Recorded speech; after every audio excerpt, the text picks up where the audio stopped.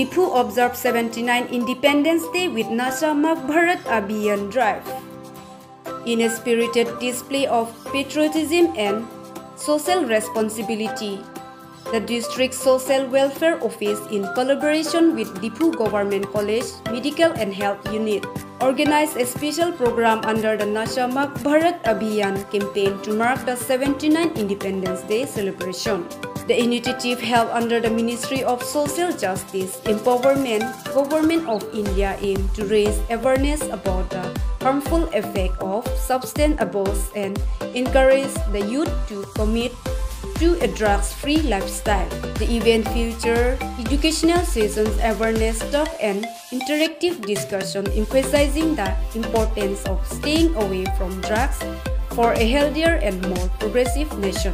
With the dual purpose of honoring India's independence and promoting a social cause, the program highlighted that true freedom comes not just from political liberation, but also from freedom from addiction. Participants also pledged their commitment to spread the message of a drugs-free society.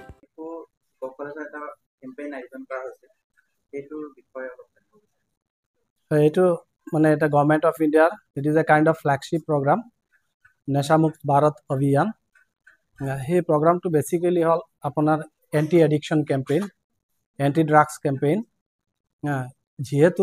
Among the youths, drugs addiction to both body goy ase, and as a result, HIV positive patients are body goy ase.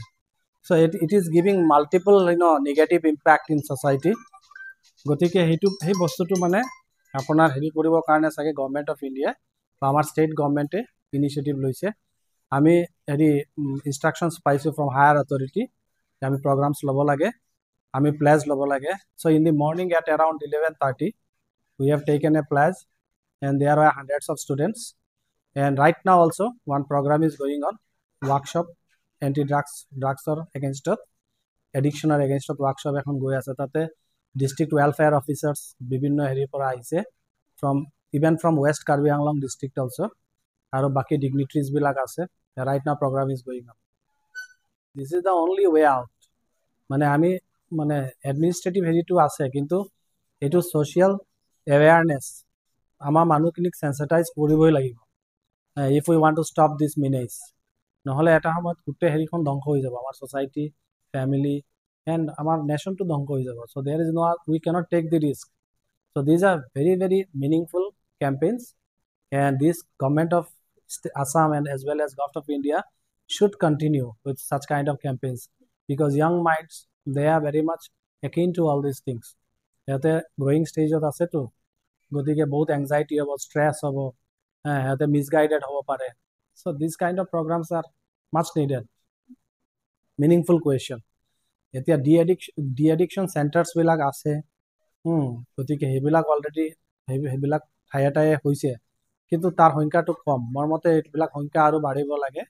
Aru kisuman family lajote hok ba social tabor karone hok, ei bostu bilak mane hide koribo khoje ba overlook kore. Ei bostu to hobo na lage. Kele মানে যেতিয়া তেওঁলোকে বস্তুটো মানে হেৰি কৰে লাইটত আনে, লাইমলাইটত আনে, already it's too late and too far, সেইটো হ'ব নালাগে। একদম মানে বাৰ্ডিং ষ্টেজত তাক ইলিমিনেট কৰিব লাগে। কোনোবা যদি হেৰি ল'ৰা হওক ছোৱালী হওক এনেকুৱা হেৰি লাইনত যদি গৈছে তাক কেয়াৰ ল'ব লাগে ইমিডিয়েটলি। কেঞ্চাৰৰ দৰে, কেঞ্চাৰতকৈও ডেঞ্জাৰাছ, কেঞ্চাৰতকৈও বেয়া, কাৰণ কেঞ্চাৰ হ'লে অকল এজন পেচেণ্টে মৰিব, কিন্তু এটা ফ্যামিলিত এজন এডিক্ট থাকিলে এন্টায়াৰ ফ্যামিলি মৰি যাব না, ইকনমিক্যালি, মেন্টালি, সোশিয়ালি বৰবাদ হৈ যাব। গতিকে it is much dangerous than cancer. Generally ইয়াতে পিপিটি বনাই আনে, পিকচাৰ্ছবিলাক দেখায়, তাৰ হেৰি ফল আউটছবিলাক দেখায়, গতিকে সেইবিলাক চলি আছে। কিন্তু মই ভাবোঁ দেই, মানে আমি আৰু এটা ইণ্টেনচিটিত যাব লাগিব। It is my personal feeling. মানে আমাৰ যিখিনি লোকেলিটি ৱাইজ তেনেকুৱা এণ্টি ড্ৰাগছ হেৰি SHG টাইপ বনাব লাগে মোৰ মতে। এটা লোকেলিটিত 3জন 4জন মানে ৰেছপন্সিবল হেৰি থাকিব, দে উইল লুক আফটাৰ দিছ। তেনেকুৱা চেক এণ্ড বেলেঞ্চ আনিব লাগিব, তেতিয়া মানে বস্তুটো বেছি মানে এফেক্টিভ হ'ব। এখন ভিলেজত ছাপ'জ 3-4জনী এটা কমিটি থাকিলে, সিহঁতে এই কামখিনি সিহঁতে মানে মনিটৰিং কৰিব, সিহঁতে লুক আফটাৰ কৰিব। কেলে যেতিয়া এটা মানে ইয়াং ল'ৰা হওক ছোৱালী হওক যেতিয়া ড্ৰাগছ এডিক্ট হৈ যাব, হোৱাৰ পিছত সি সদায় কি হ'ব, চাইকলজিকেল হেৰি চাফাৰ কৰিব।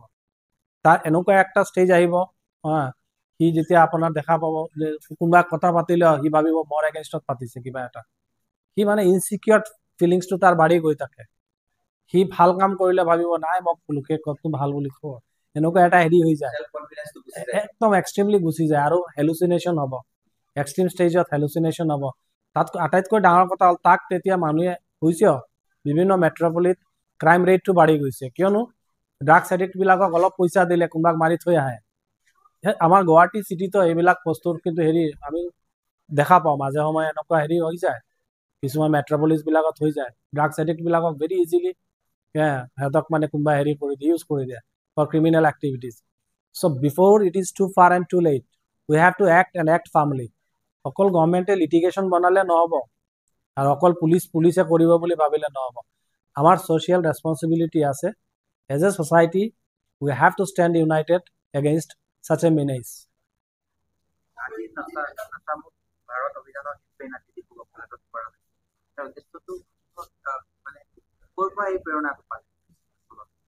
প্ৰকৃতাৰ্থত আমাৰ অসম চৰকাৰৰ সঞ্চালকৰ পৰা, আমাৰ ছ'চিয়েল জাষ্টিছ এণ্ড এম্পাৱাৰমেণ্টৰ পৰা আমাৰ এখন চিঠি আহিছিলে যে আজি আমাৰ 79 ইণ্ডিপেণ্ডেন্স ডেৰ লগত সংগতি ৰাখি নাচা মুক্ত ভাৰত অভিযান যিটো আমাৰ প্ৰজেক্ট, সেই প্ৰজেক্টৰ আজি 5 বছৰ আমাৰ সম্পূৰ্ণ হোৱাৰ পৰিপ্ৰেক্ষিতত এনেকুৱা ধৰণৰ কাৰ্যসূচী কৰি 1 তাৰিখৰ পৰা 31 আগষ্টলৈকে আমাক নিৰ্দেশ জাৰি কৰিছিলে।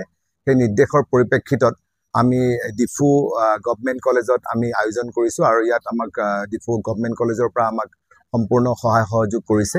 আৰু ইয়াৰ যিখিনি ষ্টুডেণ্টছ আছিলে, ষ্টুডেণ্টছখিনিক আমি ইনভাইট কৰিছিলোঁ আৰু ইয়াত আমাৰ ডালচাৰ পৰা আমি নিমন্ত্ৰণ কৰি আনিছিলোঁ। আমি NGO যিখিনি ড্ৰাগছৰ ওপৰত কাম কৰি আছে, নিজু ভূঞা এক্সপাৰ্ট, তেখেতক আমি মাতিছিলোঁ আৰু আমাৰ এডমিনিষ্ট্ৰেশ্যনৰ পৰা আৰু পুলিচ প্ৰশাসনৰ পৰা সকলোকে আমি নিমন্ত্ৰণ কৰি আনিছিলোঁ।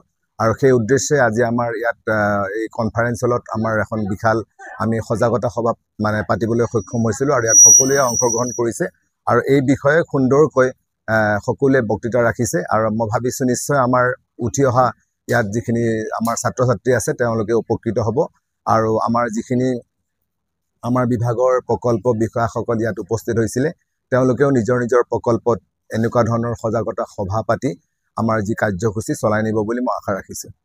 আমাৰ নাচা মুক্ত ভাৰত অভিযানৰ উপলক্ষে আমাৰ বহুত ড্ৰাগছ এডিকশ্যন যিবোৰ চেণ্টাৰ আছে, সেই চেণ্টাৰবোৰত তেওঁলোকক আমি ল'ৰা ছোৱালীবিলাকক তাতে ভৰ্তি কৰি তেওঁলোকক বিভিন্ন ধৰণৰ হেল্থ ডিপাৰ্টমেণ্টৰ পৰা, চিকিৎসা বিভাগৰ পৰা তেওঁলোকক চিকিৎসা কৰা হয় আৰু বিভিন্ন ধৰণৰ তেওঁলোকক কাউন্সিলিং দিয়া হয় আৰু চিকিৎসা কৰা হয় আৰু তেনেধৰণৰ আসক্তিত মানে আসক্ত হোৱা ল'ৰা ছোৱালীসকলক উদ্ধাৰ কৰিবলৈ যত্ন কৰা হয়।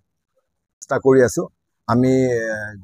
আমাৰ যিহেতু আমাৰ একশ্যন প্লেন আছে, এই একশ্যন প্লেনৰ জৰিয়তে আমি গোটেই বছৰজোৰা আমি নাচা মুক্ত ভাৰত অভিযানৰ আমি সজাগতা সভা আমি বিভিন্ন ঠাইত পাতিম। আমাৰ 7টা ব্লক আছে ইয়াতে কাৰ্বি আংলং জিলাত, 7টা ব্লকত আমি প্ৰকল্প বিষয়াসকলৰ লগত লগ লাগি আমি এনেকুৱা অনুষ্ঠান পাতিম। বাটৰ নাট, শ্লোগান আৰু বিভিন্ন ধৰণৰ আমি সকলোৰে সহায় সহযোগ লৈ এনেকুৱা অনুষ্ঠান আমি কৰি যাম। আমাৰ এক্সপাৰ্ট নিজু ভূঞা ডাঙৰীয়া মোৰ লগত আছে, তেখেতে কোৱা মতে আগতকৈ মানে বহুত মানে কমিছে আৰু আমি আশা ৰাখিছোঁ ভৱিষ্যতে আমাৰ কাৰ্বি আংলঙত যিমানখিনি বাঢ়িছিলে এতিয়া কিছু পৰিমাণে লাঘৱ হোৱা বুলি তেওঁ কৈছে। গতিকে আমি আশা কৰিছোঁ এনেকুৱা ধৰণৰ সজাগতা সভাৰ দ্বাৰা আমি ভৱিষ্যতে সুফল পাম।